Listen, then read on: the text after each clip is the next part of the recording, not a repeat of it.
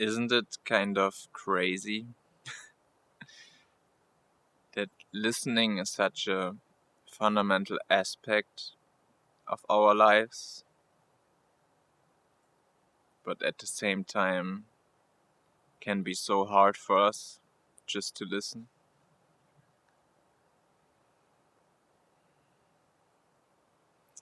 And maybe you notice from yourself. I certainly notice from myself that at least sometimes when we feel restless or anxious, sad or angry, that we then want to fix our own emotion. We want to find a solution, a cure to our own emotion. Essentially, we're then kind of telling ourselves or our own emotion that it shouldn't be there, that it needs to change, needs to be different. But essentially, we're then just signaling ourselves that we need to change or that we need to be different. So we then much rather look in things that are outside of ourselves for a cure, solution, or connection. Different substances, different people, different books, different videos online.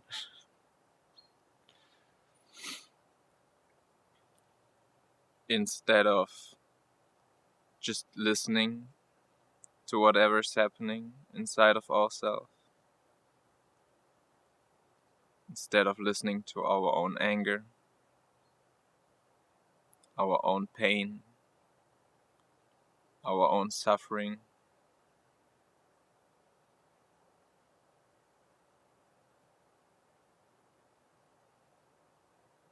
And maybe in this listening, in this opening, then there's this kind of connection that we are missing, or this kind of relief, this kind of understanding that we kind of longing for, that we want to have or experience. And if we look at this whole thing, if we look at listening inside of relationships, for example, if we're talking to someone and then they start judging us, they start interrupting us, they start talking while we're talking, so they're like talking over us. Or maybe they're just ignoring us or running away. Then we don't feel very seen or loved or understood or a certain kind of appreciation. And then usually we don't really want to spend time with people who can't listen. We're just very judgmental. But then at the same time, this dynamic is often found within ourselves when we judge what we are feeling, when we ignore what we feel, when we don't listen to our own emotion, to our own intuition, to our own instincts, to our own heart. even to our own wisdom.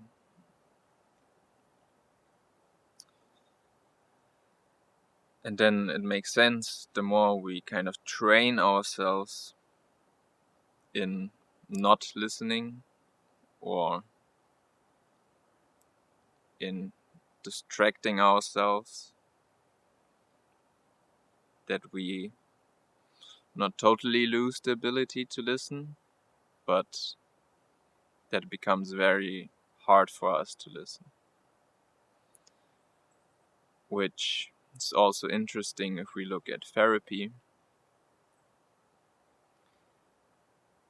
And I feel like there we can see that when it becomes too hard for us to just listen to ourselves and our own expression,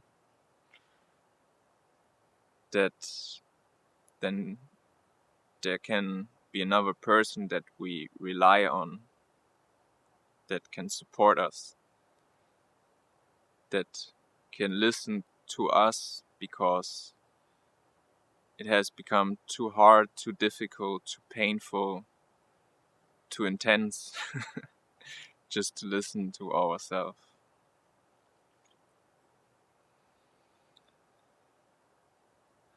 And also if we look at different meditation practices, different spiritual practices,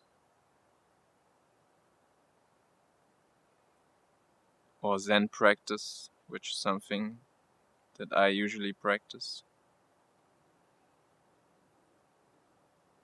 A big part of meditation is just learning how to listen.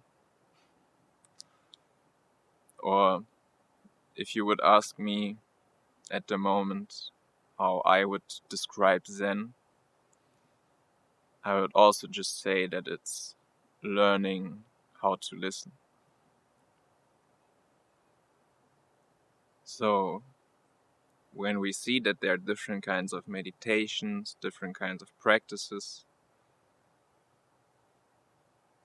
and when we can kind of see or understand that they teach us, that they allow us to cultivate this quality, this ability of learning how to listen, then we can see maybe why these things are always connected to experiencing or feeling a true connection, a real connection with ourselves, with other people, with Earth.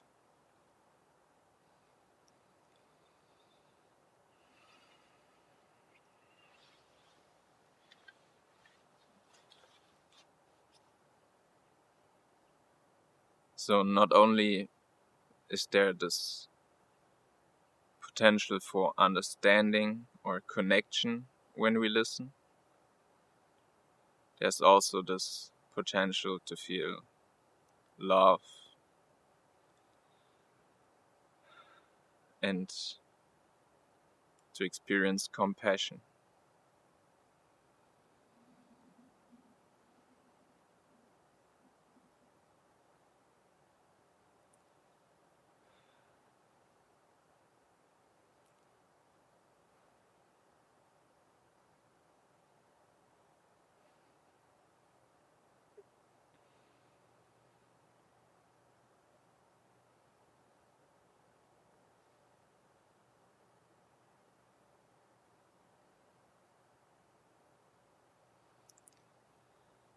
And to experience a certain kind of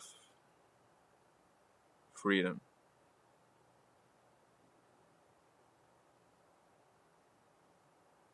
Certain kind of transformation.